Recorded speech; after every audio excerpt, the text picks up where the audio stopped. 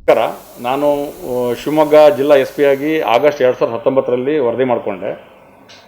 ಈಗ ಸುಮಾರು 20 ತಿಂಗಳ ನಂತರ ನನ್ನ ಒಂದು ವೈಯಕ್ತಿಕ ಕೋರಿಕೆ ಮೇರೆಗೆ ಸರ್ಕಾರ ನನಗೆ ಒಂದು ವರ್ಗಾವಣೆ ಕೊಟ್ಟಿದ್ದಾರೆ. ಸೊ ಈಗ ನಾವು ಬಂದಾಗಿಂದ ಏನು ಮಾಡಿದೆ ಅಂತೇಳಿ ಒಂದು ಸಂಕ್ಷಿಪ್ತ ಆಯಾ ಸಂದರ್ಭಗಳಲ್ಲಿ ತಮಗೆ ನಾನು ಪ್ರೆಸ್ ಮೀಟ್ ಮಾಡಿ ಆಯಾ ಸಂದರ್ಭ ಹೇಳಿದ್ದೀನಿ. ಬಟ್ ಈಗ ಒಂದು ಪಕ್ಷಿ ನೋಟ ಕೊಡೋಣ ಅಂತ ನನಗೆ ಅನ್ನಿಸ್ತು. ಅದಕ್ಕೆ ತಮ್ಮ ಹತ್ರ ಎಲ್ಲ ಈ ಒಂದು ಇದನ್ನು ಮಾಡಿದ್ದೀನಿ. ಸೊ ಗಾಂಜಾ ಕೇಸಲ್ಲಿ ನಮ್ಮದು ಏನು ಕಳೆದ 3 ವರ್ಷದಲ್ಲಿ ನಾವು ಉತ್ತಮವಾದ ಸಾಧನೆ ಮಾಡೋಕ್ಕೆ ನಾವು ಪ್ರಯತ್ನ ಪಟ್ಟಿದ್ದೀವಿ ಮತ್ತು ಉತ್ತಮ ಸಾಧನೆ ಮಾಡಲು ನಾವು ಯಶಸ್ವಿನೂ ಆಗಿದ್ದೀವಿ. 2018ರಲ್ಲಿ 2019ರಲ್ಲಿ ಒಟ್ಟು ಎಲ್ಲ ಸೇರಿ ನಾವು ಅಂದರೆ ನಾನು ಬಂದ ನಂತರ ನಾನು ಹೇಳ್ತಾ ಇರೋದು 14 kg ಒಣ ಗಾಂಜಾ ಮತ್ತು 138 kg ಹಸಿ ಗಾಂಜಾ ಮಾಡಿದ್ವಿ. 20ನೇ ಸಾಲಿನಲ್ಲಿ 89 ಪ್ರಕರಣ ದಾಖಲು ಮಾಡಿ 203 ಜನ ಆರೋಪಿತರು ಬಂಧಿಸಿ 41 kg ಒಣ ಗಾಂಜಾ ಮತ್ತು 186 kg ಹಸಿ ಗಾಂಜಾ ಗಿಡಗಳನ್ನು ಮಾಡಿದ್ವಿ. ಈ ವರ್ಷ 3 ತಿಂಗಳಲ್ಲಿ 11 ಪ್ರಕರಣ ದಾಖಲಿಸಿ 7 kgನ ಈಗ ಆಲ್ರೆಡಿ ನಾವು 3 ತಿಂಗಳಲ್ಲೇ ಸೀಸ್ ಮಾಡಿದ್ವಿ. ಇದು ಗಾಂಜಾ ಬಗ್ಗೆ ನಮ್ಮ ಅಧಿಕಾರಿಗಳು ಎಲ್ಲ ನಮ್ಮ ಇಲಾಖಾ ಮೇಲಧಿಕಾರಿಗಳ ಸೂಚನೆ ಮತ್ತು ನಮ್ಮ ಸೂಚನೆ ಅನ್ವಯ ಉತ್ತಮವಾದ ಪ್ರಗತಿ ಈ ಪ್ರಾರಂಭ ಮಾಡಿದರೆ ಇದನ್ನು ಇನ್ನೂ ಕಂಟಿನ್ಯೂ ಮಾಡಬೇಕಾಗತ್ತೆ. ಅದೇ ಥರ ಈ ಓಸಿ ಮಟ್ಕಾ ಜೂಜಾಟು ಬಗ್ಗೆನೂ ಸಹಿತ ನಾವು ಯಾವುದೇ ನಿರ್ದಾಕ್ಷಿಣ್ಯ ಕ್ರಮ ಕಂಟಿನ್ಯೂಸ್ ಆಗಿ ತಗೊಂಡ್ವಿ. ಸೊ ಮಟ್ಕಾ ಜೂಜಾಟನೂ ಸಹಿತ ಈ 2019ರಲ್ಲಿ ಆಗಸ್ಟ್ ನಂತರ 90 ಪ್ರಕರಣ ದಾಖಲಿಸಿ 2 ಲಕ್ಷ ನಾವು ಮಟ್ಕಾ ಜೂಜಾಟ 2 ಲಕ್ಷ ರೂಪಾಯಿ ವಶಪಡಿಸ್ಕೊಂಡಿದ್ವಿ. 2020ರಲ್ಲಿ 245 ಪ್ರಕರಣ ದಾಖಲಿಸಿ 12 ಲಕ್ಷ ವಶಪಡಿಸ್ಕೊಂಡಿದ್ವಿ 284 ಜನ ಆರೋಪಿತರ ಮೇಲೆ. ಈ ವರ್ಷ 2021ರಲ್ಲಿ 3 ತಿಂಗಳಲ್ಲಿ 142 ಪ್ರಕರಣ ದಾಖಲಿಸಿ 166 ಜನನ ಆರೋಪಿತರು ಬಂಧಿಸಿ 7 ಲಕ್ಷ ಹೇಳ್ತೀನಿ ಇದನ್ನು. 2019ರಲ್ಲಿ ಆಗಸ್ಟ್ ನಂತರ 90 ಪ್ರಕರಣ ದಾಖಲಿಸಿ 135 ಜನ ಆರೋಪಿತರು, 90 ಪ್ರಕರಣ 135 ಆರೋಪಿತರು, 2,05,000 ಹಣ. 2020ನೇ ಸಾಲಿನಲ್ಲಿ 245 ಪ್ರಕರಣ 284 ಆರೋಪಿತರು, 12,24,000 ರೂಪಾಯಿ ಮೊತ್ತ. ಈ ವರ್ಷ 2021ರಲ್ಲಿ 3 ತಿಂಗಳಲ್ಲಿ 142 ಪ್ರಕರಣದಲ್ಲಿ 166 ಜನನ ಬಂಧಿಸಿ 7,22,000. ಅಂದರೆ 2020ರಲ್ಲಿ ನಾವು 12.5 ಲಕ್ಷ ಏನು ಮಾಡಿದ್ವಲ್ಲ, ಈ 3 ತಿಂಗಳಲ್ಲಿ ಆಲ್ಮೋಸ್ಟ್ ಅದು ಅರ್ಧ ದಾಟಿದ್ವಿ ಆಲ್ರೆಡಿ. ಅಂದರೆ ಇದು ಪ್ರೋಗ್ರೆಸ್ಸು ಮಾಡಿ, ಬಟ್ ನಾವು ಉತ್ತಮ ಸಾಧನೆ ಮಾಡಿದ್ದೀವಿ ಅಂತಲ್ಲ, ಇನ್ನೂ ನಮ್ಮ ಸಾಧನೆ ಮಾಡೋದು ಇದೆ, ನಾವು ಮಾಡ್ತೀವಿ, ಮುಂದಿನ ದಿನಗಳು ಸಹಿತ ಮಾಡ್ತೀವಿ ಅಂತ. ಆಮೇಲೆ ಇಸ್ಪೀಟು ಜೂಜಾಟ ಪ್ರಕರಣ ಆಗಸ್ಟ್ ತಿಂಗಳ 2019ರಲ್ಲಿ 57 ಪ್ರಕರಣ ದಾಖಲಿಸಿ 424 ಜನ ಆರೋಪಿತರನ್ನು ಬಂಧಿಸಿ, ಅಂದರೆ ಇದು ಬಯಲು ಜೂಜಾಟ ಅವೆಲ್ಲ ಇಟ್ಕೊಂಡು 8,32,000 ರೂಪಾಯಿನ ನಾವು ಅಮೌಂಟನ್ನು ವಶಪಡಿಸ್ಕೊಂಡಿದ್ವಿ. 2020ನೇ ಸಾಲಿನಲ್ಲಿ 235 ಪ್ರಕರಣ 1,336 ಆರೋಪಿತರು, ಅಮೌಂಟು 43,99,000, ಆಲ್ಮೋಸ್ಟ್ 44 ಲಕ್ಷ ಅಂತ ಹೇಳ್ಬೋದು. 2021ನೇ ಸಾಲಿನಲ್ಲಿ 29 ಪ್ರಕರಣ ದಾಖಲಿಸಿ 176 ಜನ ಆರೋಪಿತರಿಂದ ಆಲ್ಮೋಸ್ಟ್ 3 ಲಕ್ಷ, 2,99,450, 3 ಲಕ್ಷ. ಇದನ್ನು ನಾವು ಬಯಲು ಜೂಜಾಟ ಪ್ರಕರಣದಲ್ಲಿ ನಾವು ತೆಗೆದುಕೊಂಡಿರ್ತಕ್ಕಂಥ ಕ್ರಮಗಳು. ಆಮೇಲೆ ಈ ಸಿಗರೇಟು ಮತ್ತು ತಂಬಾಕು ಪದಾರ್ಥ ಮಾರಾಟ ಇದ್ರ ಬಗ್ಗೆ ಆಗಸ್ಟ್ ನಂತರ 2019ರಲ್ಲಿ 3,568 ಪ್ರಕರಣ ದಾಖಲಿಸಿ 2,90,000, 3,568 ಪ್ರಕರಣ, 2,90,000 ದಂಡ. 2020ನೇ ಸಾಲಿನಲ್ಲಿ 9,246 ಪ್ರಕರಣ, 8,58,000 ದಂಡ. ಮತ್ತೆ ಸರಿ ಅಲ್ಲ, ಬೇಕಾದ್ರೆ ಇದನ್ನು ಕೊಡೋಣ, ಬೇಕಾದ್ರೆ ಇದು ಕೊಡೋಣ. ನಾನು ಇದರ ಏನು ಸ್ಟ್ಯಾಟಿಸ್ಟಿಕ್ಸ್ ಕೊಡ್ತೀನಿ, ನಾನು ಗ್ರೂಪಲ್ಲಿ ಒಂದು ವಾಟ್ಸಪ್ಪಲ್ಲಿ ಹಾಕ್ಕೊಡ್ತೀನಿ, ಪೊಲೀಸ್ ಪ್ರೆಸ್ ಗ್ರೂಪಲ್ಲಿ ಹಾಕ್ತೀನಿ. ಸೊ ಅದೇ ಥರ 2021ನೇ ಸಾಲಿನಲ್ಲಿ ಈ ವರ್ಷ 3 ತಿಂಗಳಲ್ಲಿ 3,285 ಪ್ರಕರಣ ದಾಖಲಿಸಿ 2,90,000 ರೂಪಾಯಿ ದಂಡ ನಾವು ಇಚ್ಚಿದ್ದೀವಿ. ಅಬಕಾರಿ ಕಾಯ್ದೆ ಅಂದರೆ ಇದನ್ನು ಅಕ್ರಮವಾಗಿ ಪೆಟ್ಟಿ ಶಾಪಲ್ಲಿ ಮಾರ್ತಾರಲ್ಲ, ಅದು ಪ್ರಕರಣ ಇದು ನಾನು ಹೇಳ್ತಾ ಇರೋದು. 54 ಪ್ರಕರಣ ದಾಖಲಿಸಿ 2019ರಲ್ಲಿ 60 ಜನ ಆರೋಪಿತರನ್ನು ಬಂಧಿಸಿ 24,000 ರೂಪಾಯಿದ ಮೌಲ್ಯದ ಮದ್ಯ ವಶಪಡಿಸ್ಕೊಂಡಿದ್ವಿ. 2020ನೇ ಸಾಲಿನಲ್ಲಿ 210 ಪ್ರಕರಣ 258 ಆರೋಪಿ 4,02,000 ಮದ್ಯನ ವಶಪಡಿಸ್ಕೊಂಡಿದ್ವಿ. 2021ನೇ ಸಾಲಿನಲ್ಲಿ 62 ಪ್ರಕರಣ 70 ಜನ ಆರೋಪಿತರು 1,59,000 ರೂಪಾಯಿ. ಈಗ ಆಲ್ರೆಡಿ 3 ತಿಂಗಳಲ್ಲಿ ನಾವು ಮಾಡಿದ್ವಿ, 393 ವಶಪಡಿಸ್ಕೊಂಡಿದ್ವಿ. ಅದೇ ಥರ ಕಳ್ಳತನ ಪ್ರಕರಣ ಒಟ್ಟು 2019 623 ಕಳ್ಳತನ ಪ್ರಕರಣ ದಾಖಲಾಗಿದ್ದು, ಅದರಲ್ಲಿ ಕಳವಾದ ಮಾಲ್ನಲ್ಲಿ 323 ಪ್ರಕರಣ ಪತ್ತೆ ಮಾಡಿ 2,95,00,000 ಮೌಲ್ಯದ ಮಾಲನ್ನು ವಶಪಡಿಸ್ಕೊಂಡಿದ್ದೀವಿ. ಅದೇ ಥರ 2020ನೇ ಸಾಲಿನಲ್ಲಿ 513 ಪ್ರಕರಣಗಳಲ್ಲಿ 4,40,00,000 ಪ್ರಕರಣ ಕಳವಾಗಿತ್ತು. ಅದರಲ್ಲಿ 193 ಪ್ರಕರಣ ಪತ್ತೆ ಮಾಡಿ 2,32,00,000 ನಾವು ವಶಪಡಿಸ್ಕೊಂಡಿದ್ದೀವಿ. 2021ನೇ ಸಾಲಿನಲ್ಲಿ 128 ಸ್ವತ್ತು ಪ್ರಕರಣದಲ್ಲಿ 1,38,00,000 ನಮ್ಮದು ಕಳವಾಗಿದೆ ಮೌಲ್ಯ. 46 ಪ್ರಕರಣ ಪತ್ತೆ ಮಾಡಿದ್ದೀವಿ, 38,00,000 ಮಾಲು ವಶಪಡಿಸ್ಕೊಂಡಿದ್ದೀವಿ. 2020ನೇ ಸಾಲಿನಲ್ಲಿ ಕ್ರಿಕೆಟ್ ಬೆಟ್ಟಿಂಗಲ್ಲೂ ಸಹಿತ 6 ಪ್ರಕರಣ ದಾಖಲಿಸಿ 19 ಜನರನ್ನ ಬಂಧಿಸಿ 3,50,000 ರೂಪಾಯಿ ವಶಪಡಿಸ್ಕೊಂಡಿದ್ವಿ. ಆಮೇಲೆ ಈ ಕೊರೋನಾ ಸಂದರ್ಭದಲ್ಲಿ ಫೇಸ್ ಮಾಸ್ಕ್ ಧರಿಸಿದವರ ವಿರುದ್ಧ ಸಹಿತ ಜಿಲ್ಲಾಡಳಿತ ಸಹಯೋಗದೊಂದಿಗೆ ಮಾನ್ಯ ಜಿಲ್ಲಾಧಿಕಾರಿಗಳ ನೇತೃತ್ವದಲ್ಲಿ ಪೊಲೀಸ್ ಇಲಾಖೆಯವರು ಸಹಿತ 2020ನೇ ಸಾಲಿನಲ್ಲಿ 12,728 ಪ್ರಕರಣ ದಾಖಲಿಸಿ 20 ಲಕ್ಷ ದಂಡ ವಸೂಲಿ ಮಾಡಿದ್ವಿ. 20,38,000. 2021ನೇ ಸಾಲಿನಲ್ಲಿ ಈಗ 3 ತಿಂಗಳಲ್ಲಿ 2,111 ಪ್ರಕರಣ ದಾಖಲಿಸಿ ಇನ್ನು 2,77,000 ದಂಡ ವಿಧಿಸಿದ್ವಿ ನಾವು. ಅದೇ ಥರ ಇನ್ನೊಂದು ವಿಶೇಷ ಕಾರ್ಯಾಚರಣೆ ನಾವು ಬಂದಾಗಿಂದ ನಮ್ಮ ಪೊಲೀಸ್ ಅಧಿಕಾರಿಗಳು ನಮ್ಮ ಮಾರ್ಗದರ್ಶನ ಉತ್ತಮವಾದ ಕೆಲಸ ಮಾಡಿದ್ದೇನಪ್ಪ ಅಂದರೆ, ನ್ಯಾಯಾಲಯದ ವಿಚಾರಣೆಗೆ ಗೈರು ಹಾಜರಾಗಿ ವಾರಂಟಿಂದ ತಪ್ಪಿಸ್ಕೊಂಡಿರ್ತಕ್ಕಂಥ ಆರೋಪಿಗಳು. ಅದರಲ್ಲೂ ಸಹಿತ ನಮ್ಮದು ವಿಶೇಷವಾದ ಸಾಧನೆ ಅಂದರೆ, ಹೊಳೆಹೊನ್ನೂರವರು ಕಳೆದ 34 ವರ್ಷದಿಂದ ನಾಪತ್ತೆಯಾಗಿದ್ದ ಒಬ್ಬ ಆರೋಪಿನ ಪತ್ತೆ ಮಾಡಿದ್ರು. 34 ವರ್ಷದಿಂದ ಅವನು ನಾಪತ್ತೆ ಆಗಿದ್ದ. ಇನ್ನು ನಾಪತ್ತೆ ಅಂತ ಹೇಳಿದ್ರೆ ನ್ಯಾಯಾಲಯದ ವಿಚಾರಣೆಗೆ ಗೈರು ಹಾಜರಾಗಿದ್ದ. ಅದೇ ಥರ ಒಬ್ಬ ಆರೋಪಿತ 18 ವರ್ಷದಿಂದ ಪರಾರಿ ಇದ್ದ. ಈ 2 ಜನ ಆರೋಪಿತರು 5 ವರ್ಷದಿಂದ ಪರಾರಿ ಇದ್ದರು. 6 ಜನ ಆರೋಪಿತರು 4 ವರ್ಷದಿಂದ ಪರಾರಿ ಇದ್ದರು.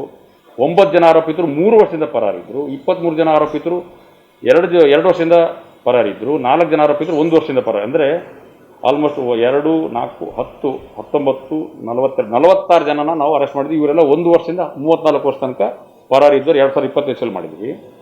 ಅದೇ ಥರ 2021ನೇ ಇಸ್ವಿಯಲ್ಲಿ ಒಬ್ಬ ಆರೋಪಿತ 5 ವರ್ಷದಿಂದ ಪರಾರಿ ಇದ್ದ. 5 ಜನ ಆರೋಪಿತರು 4 ವರ್ಷದಿಂದ ಪರಾರಿ ಇದ್ದರು. 4 ಜನ ಆರೋಪಿತರು 3 ವರ್ಷದಿಂದ ಪರಾರಿ ಇದ್ದರು.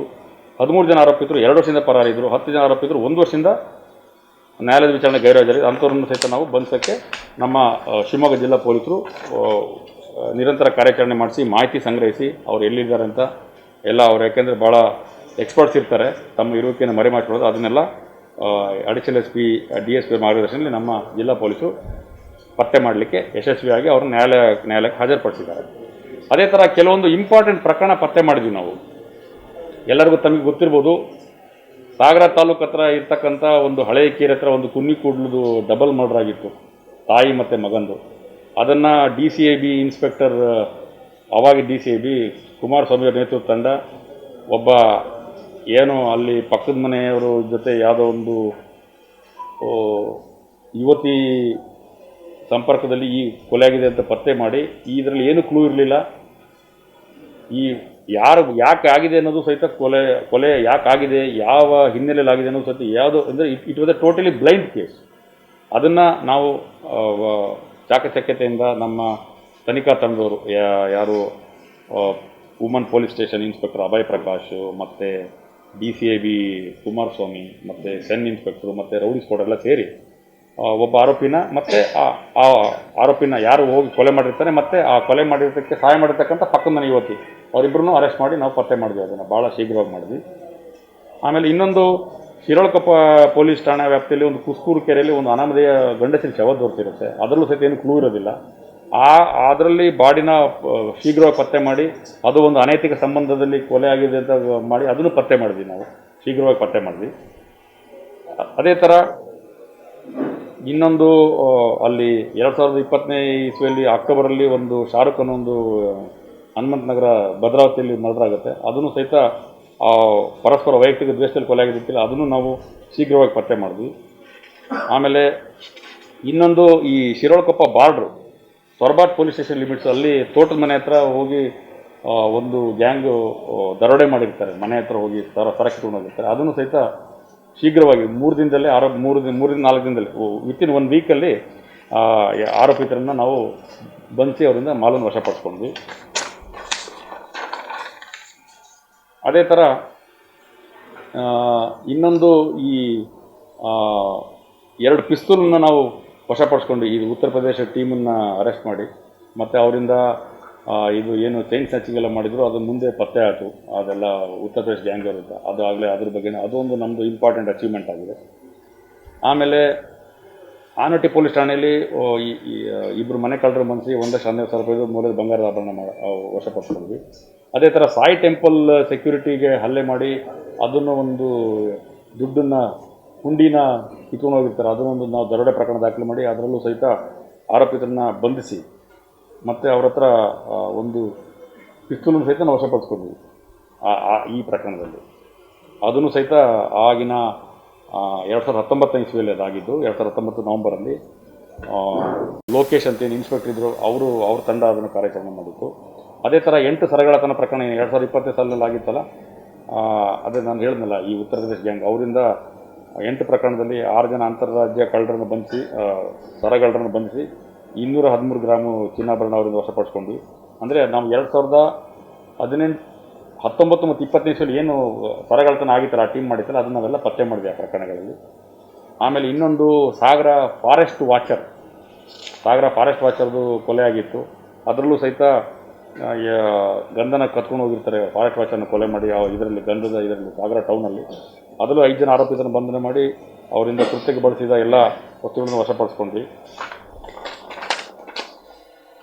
ಆಮೇಲೆ ಈ ಸೆನ್ ಸ್ಟೇಷನಿಂದ ಸಹಿತ ನಕಲಿ ಟಿಕ್ ಟಾಕ್ ಮಾಡಿಕೊಂಡು ಇನ್ನೊಬ್ಬರು ಮಹಿಳೆಯದನ್ನು ಅವನು ವೀಡಿಯೋನ ಅಪ್ಲೋಡ್ ಮಾಡಿದ್ದ, ಅದನ್ನು ಸಹಿತ ಸೆನ್ ಇನ್ಸ್ಪೆಕ್ಟ್ರು 2019 ಪತ್ತೆ ಮಾಡಿದ್ವಿ.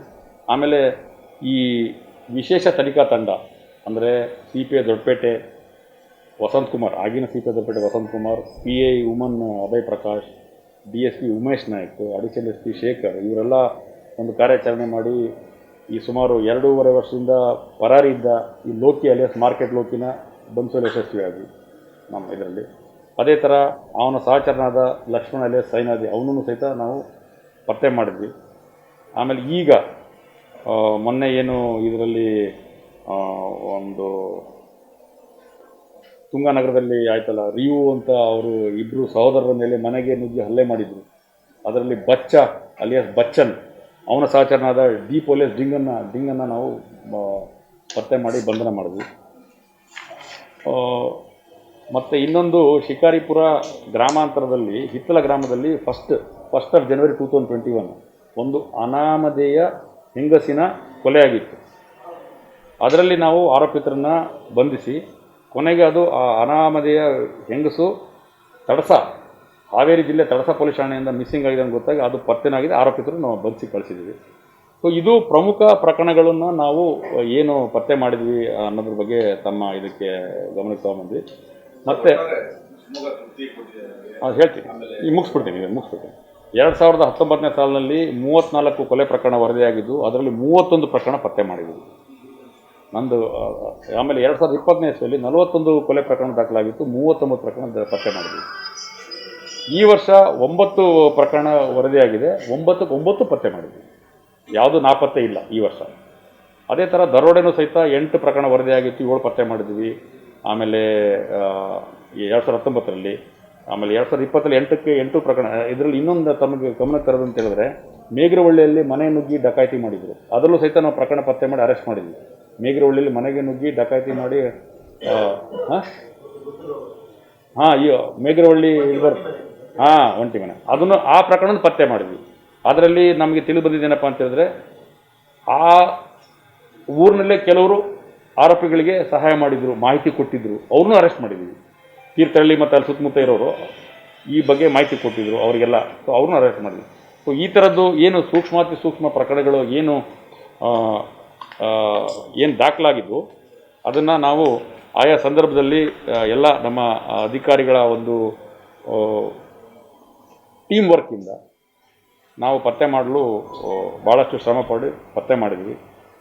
ಮತ್ತು ತಾವೇನೋ ಕೇಳ್ತಾ ಇದ್ವಿ.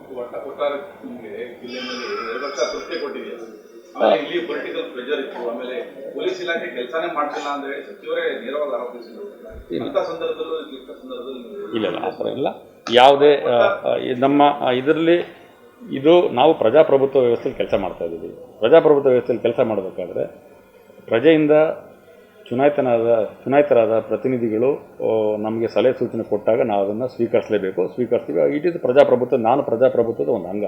ಸೊ ಹಾಗಾಗಿ ಅದರಲ್ಲೇನು ಈ ಮಾನ್ಯ ಯಾರೇ ಇರ್ಬೋದು, ಸರ್ಕಾರದ ಸಚಿವರು ಯಾರೇ ಸೂಚನೆ ಕೊಟ್ಟರು ನಾವು ಅದನ್ನು ಸಕಾರಾತ್ಮಕವಾಗಿ ತೊಗೊಂಡು ನಮ್ಮ ಪರ್ಫಾರ್ಮೆನ್ಸ್ ಇಂಪ್ರೂವ್ಮೆಂಟ್ ಮಾಡೋಕ್ಕೆ ನಾವು ಅದನ್ನು ನಾವು ಬಳಸ್ಕೋಬೇಕು ಅನ್ನೋದನ್ನು ನಾನು ಹೇಳ್ತೀನಿ.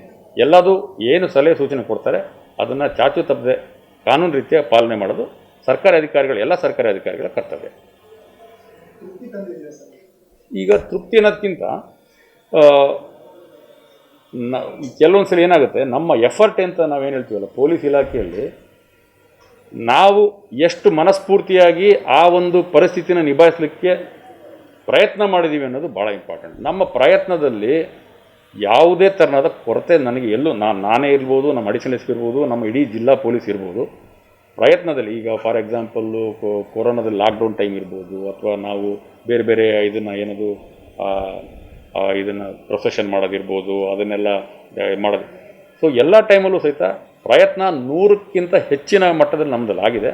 ಆ ವಿಚಾರದಲ್ಲಿ ನಾನು ಖಡಾಖಂಡಿತವಾಗಿ ಆತ್ಮವಿಶ್ವಾಸದಿಂದ ಹೇಳ್ತೀನಿ, ನನಗೆ ಇಲ್ಲಿ ಕೆಲಸ ಮಾಡಲಿಕ್ಕೆ ಅವಕಾಶ ಸಿಕ್ಕಿದ್ದು ನನ್ನ ಒಂದು ಪುಣ್ಯ ಅಂತ ಅನ್ಕೋತೀನಿ, ಮತ್ತು ನನಗೆ ತೃಪ್ತಿ ತಂದಿದೆ.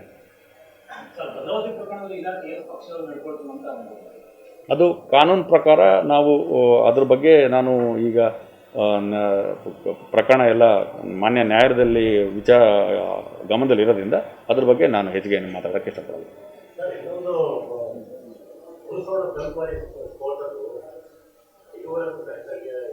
ಇದರಲ್ಲಿ ಏನಾಗಿದೆ ನೋಡಿ, ಇದನ್ನು ಇವತ್ತು ಹುಣಸೋಡ್ದು ನಾನು ಸಂಕ್ಷಿಪ್ತವಾಗಿ ಹೇಳ್ಬಿಡ್ತೀನಿ. ಯಾರು ಅನಂತಪುರ ಜಿಲ್ಲೆಯಿಂದ ತಂದು ಇಲ್ಲಿಗೆ ಕಳಿಸಿದ್ರಲ್ಲ, ಅವ್ರು 3 ಜನ ಆರೋಪಿತರನ್ನ ಈಗ ಆಲ್ರೆಡಿ ಶ್ರೀರಾಮುಲು, ಅವ್ರ ಮಗ ಮಂಜುನಾಥ್ ಸಾಯಿ ಮತ್ತು ಪೃಥ್ವಿನಾಥ್ ಸಾಯಿ ಅಂತ ದೇವರದ ಸಪ್ಲೈಯರ್ಸ್, ಅವ್ರನ್ನ ಈಗ ಆಲ್ರೆಡಿ ಬಂಧಿಸಿದ್ದೀವಿ. ಮತ್ತು ಅವ್ರಿಗೆ ಯಾರ್ಯಾರು ಸಹಾಯ ಮಾಡಿದರು ಅಥವಾ ಈ ವಿಚಾರದಲ್ಲಿ ಅವನ ಜೊತೆಗೆ ಕೆಲಸ ಮಾಡ್ತಕ್ಕಂಥ ಅವ್ರ ಕೆಲಸಗಾರನ ಸಹಿತ ನಾವು ತೊಗೊಂಡು ಅರೆಸ್ಟ್ ಮಾಡಿದ್ವಿ. ಇದನ್ನು ತನಿಖೆ ಮುಂದುವರೆದಿದೆ. ತನಿಖೆ ಯಾವುದು ಇಲ್ಲ, ಈಗ ಅದ್ರ ಬಗ್ಗೆ ತನಿಖೆ ಮುಂದುವರೆದಿದೆ. ಮತ್ತು ಈಗ ಯಾವ ರೀತಿ ತನಿಖೆಯಲ್ಲಿ ಅಂಶಗಳು ಬರ್ತದೆ ಅದ್ರ ಪ್ರಕಾರ ನಾವು ಮುಂದಿನ ದಿನಗಳಲ್ಲಿ ಕಾನೂನು ರೀತಿಯ ಕ್ರಮವನ್ನು ತನಿಖಾಧಿಕಾರಿಗಳು ವಹಿಸ್ತಾರೆ.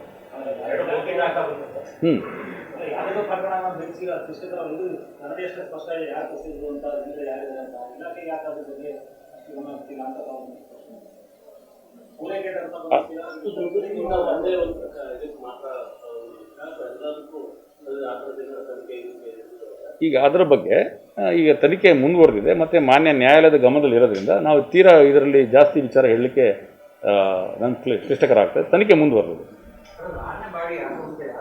ಅದೇನಾಗಿದೆ ಅದ್ರ ಬಗ್ಗೆ ಈಗ ಆಲ್ರೆಡಿ ಕೆಲವೊಂದು ಏನು ಸೈಂಟಿಫಿಕ್ ಎವಿಡೆನ್ಸನ್ನು ಕಲೆಕ್ಟ್ ಮಾಡಿ ಇದು ಮಾಡಿದ್ವಿ. ಅದರಿಂದ ತಜ್ಞ ವರದಿ ಬರೋದು ಬಾಕಿ ಇದೆ. ತಜ್ಞ ವರದಿ ನಮ್ಮದು ಪ್ರಯತ್ನ ಅದು ಬೇಗ ತರಿಸ್ಬೇಕು ಅನ್ನೋದು ಪ್ರಯತ್ನ ಮಾಡ್ತಾಯಿದ್ವಿ.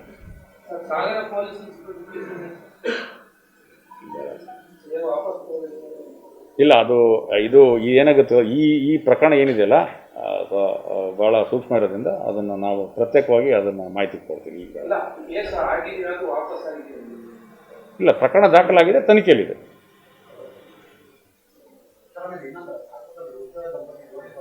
ಅದು ಬ್ಯಾಕ್ವರ್ಡ್ ಡಬಲ್ ಮರ್ಡರ್ ಕೇಸು, ಅದು ಪತ್ತೆ ಆಗಿಲ್ಲ ಅದು. ಅದ್ರ ಬಗ್ಗೆ ಈಗ ಆಲ್ರೆಡಿ ಏನು DCIB ಇನ್ಸ್ಪೆಕ್ಟರ್ ಅವಾಗ ಕುಮಾರಸ್ವಾಮಿ ಇದ್ರಲ್ಲ, ಅವ್ರೀಗ ಕಂಟಿನ್ಯೂಸ್ ತನಿಖೆ ಮಾಡ್ತಾಯಿದ್ದೀವಿ. ಅದು ಸಹಿತ ನನಗೆ ಆತ್ಮವಿಶ್ವಾಸ ಇದೆ. ಡೆಫಿನೆಟ್ಲಿ ಮುಂದಿನ ದಿನಗಳಲ್ಲಿ ನಮ್ಮ ಶಿವಮೊಗ್ಗ ಜಿಲ್ಲಾ ಪೊಲೀಸರು ಹೊಸ SP ಸಾಹೇಬ್ರ ನೇತೃತ್ವದಲ್ಲಿ ಗ್ಯಾರಂಟಿ ಅದನ್ನು ಪತ್ತೆ ಆಗುತ್ತೆ ಅಂತ ನನಗೆ ಆತ್ಮವಿಶ್ವಾಸ ಇದೆ.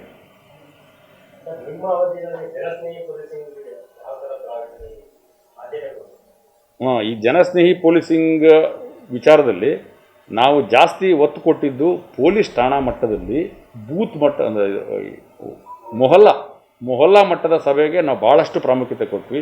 ಯಾವುದೇ ಹಬ್ಬ ಹರಿದಿನಗಳಿರ್ಬೋದು, ಪ್ರಮುಖ ಸಂದರ್ಭಗಳಿರ್ಬೋದು, ಆ ಟೈಮಲ್ಲಿ ಪೊಲೀಸ್ ಸ್ಟೇಷನ್ ವತಿಯಿಂದ ಯಾರು ಹೆಡ್ ಕಾನ್ಸ್ಟೇಬಲ್ ಇರ್ತಾರೆ, ಪೊಲೀಸ್ ಕಾನ್ಸ್ಟೇಬಲ್ ಇರ್ತಾರೆ, ಅವರೇ ಹೋಗಿ ಅಲ್ಲಿ ಅವ್ರವ್ರಿಗೆ ನಿಗದಿಯಾಗಿರ್ತಕ್ಕಂಥ ಬೀಟ್ನಲ್ಲಿ ಮೊಹಲ್ಲಾ ಸಭೆಗಳನ್ನು ಕಂಟಿನ್ಯೂಸ್ ಆಗಿ ಮಾಡಿದ್ವಿ. ಅದು ಯಾವ ರೀತಿ ನಡೀತು ಅಂತ ಹೇಳಿದ್ರೆ, ಪ್ರತಿದಿನ ಪ್ರತಿ ಪೊಲೀಸ್ ಸ್ಟೇಷನಲ್ಲಿ 2 ರಿಂದ 3 ಮೊಹಲ್ಲಾ ಸಭೆಗಳು ನಡೆದೇ ಇದೆ. ಅಂದರೆ ಅದನ್ನೇನು ಒಂದು ಔಪಚಾರಿಕವಾಗಿ ಸ್ಟೇಜ್ ಹಾಕಿ ಬ್ಯಾನರ್ ಹಾಕಿ ಮಾಡಿರ್ತಕ್ಕಂಥದ್ದಲ್ಲ. ಬಟ್ ಕಂಟಿನ್ಯೂಸ್ ಆಗಿ ಪಬ್ಲಿಕ್ ಔಟ್ರೀಚು ಬಹಳ ನಾವು ಇದನ್ನು ನಾವು ಬಂದಾಗಿಂದ, ಅಥವಾ ನಾನು ಬಂದಾಗಿದೆ ಅಂತ ಹೇಳ್ತಲ್ಲ, ಮೊದಲಿಂದ ನಮ್ಮ ಇಲಾಖೆಯಲ್ಲಿ ಅದು ವ್ಯವಸ್ಥೆ ಇದೆ. ನಾನೇನು ಹೊಸದಾಗಿ ಏನು ಮಾಡಿದ್ದಲ್ಲ, ಅದನ್ನು ನಾವು ಇನ್ನೂ ಹೆಚ್ಚು ಪರಿಣಾಮಕಾರಿಯಾಗಿ ಮಾಡಿದ್ವಿ ಅಂತ ಹೇಳೋಕ್ಕೆ ಇಷ್ಟಪಡ್ತೇವೆ.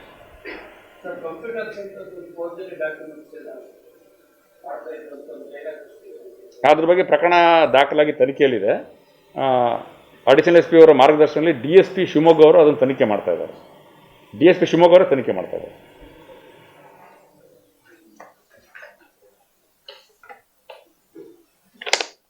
ಸೊ ಇನ್ನೂ ಒಂದು last but not the least, ನೀವು ನಮ್ಮ ಮಾಧ್ಯಮ ಸ್ನೇಹಿತರು, ಮಾಧ್ಯಮ ಸಹೋದರರು ಎಲ್ಲ ಸಂದರ್ಭದಲ್ಲಿ ಜಿಲ್ಲಾ ಪೊಲೀಸ್ ಇಲಾಖೆಯ ಸಕಾರಾತ್ಮಕ ಕೆಲಸ ಅಥವಾ ಅವರ ಕೆಲಸದ ಬಗ್ಗೆ ತಾವು ಸಾರ್ವಜನಿಕರಿಗೆ ಏನು ವಾಸ್ತವತೆ ಇದೆ ಅನ್ನೋದನ್ನು ತಾವು ಕಾಲಕ್ಕೆ ಮಾಹಿತಿ ಸಲ್ಲಿಸಿ ಅಥವಾ ಮಾಹಿತಿ ನೀಡಿ ಪ್ರಸಾರ ಮಾಡಿ ಪೊಲೀಸ್ ಇಲಾಖೆಯ ಒಂದು ಕೆಲಸನ ಸಾರ್ವಜನಿಕರಿಗೆ ಮುಗಿಸುವಂಥ ಕೆಲಸ ಮಾಡಿದ್ದೀರಾ. ಮತ್ತು ಯಾವಾಗ ನಾನು ಇಂಡಿವಿಜುವಲ್ ರಿಪೋರ್ಟರ್ಸ್ಗೆ ನೋಡಪ್ಪ ಇದು ಈ ಥರ ಸೂಕ್ಷ್ಮ ಇದೆ, ಇದ್ರ ಬಗ್ಗೆ ಸ್ವಲ್ಪ ನೋಡಿ ವಿಚಾರ ಮಾಡಿ ಅಂತ ಹೇಳಿದಾಗ ತಾವು ಅದ್ರ ಬಗ್ಗೆ ಭಾಳ ಸೂಕ್ಷ್ಮವಾಗಿ, ಅಂದರೆ ನಿಮ್ಮ ಕೆಲಸ ಏನಿದೆ ನಿಮ್ಮ ಕೆಲಸ ನೀವು ಯಾವುದರಲ್ಲಿ ರಾಜಿ ಮಾಡ್ಕೊಂಡಿಲ್ಲ, ಅದನ್ನು ನಾನು ಹೇಳ್ತಾ ಇಲ್ಲ, ಆದರೆ ಅದನ್ನು ಸೂಕ್ಷ್ಮತೆನ ನೀವು ಬಹಳ ಗಂಭೀರವಾಗಿ ಪರಿಗಣಿಸಿ ಆ ಒಂದು ಸಮಯಕ್ಕೆ ಮತ್ತು ಸಂದರ್ಭಕ್ಕೆ ಸಕಾರಾತ್ಮಕವಾಗಿ in the larger interest of society ತಾವು ಭಾಳ ಉತ್ತಮವಾದ ಸಹಕಾರ ಕೊಟ್ಟಿದ್ದೀರಾ. I really thank each one of you from the bottom of my heart. ನನ್ನ ಹೃದಯದ ಅಂತರಾಳದಿಂದ ತಮ್ಮ ಪ್ರತಿಯೊಬ್ಬ ಇಲ್ಲಿರ್ತಕ್ಕಂಥ ನನ್ನ ಸಹೋದರರಿಗೆ ಮತ್ತು ಸಹೋದರಿಯರಿಗೆ ನಾನು ಧನ್ಯವಾದಗಳನ್ನು ತಿಳಿಸ್ತೀನಿ. ಅದೇ ಥರ ನಮಗೆ ಹೊಸದಾಗಿ ಯಾರು ನಮ್ಮ ಬರ್ತಾರೆ ಈಗ ಅಧಿಕಾರ ಸ್ವೀಕರಿಸೋದು, ಅದೇ ಥರ ಸಹಕಾರನ ಅವ್ರಿಗೂ ಸಹಿತ ಕೊಡಿ ಅಂತ ಈ ಮೂಲಕ ಅವ್ರ ಪರವಾಗಿ ಅಡ್ವಾನ್ಸಾಗಿ ಕೇಳ್ತಾ ಇದ್ದೀನಿ. Thank you.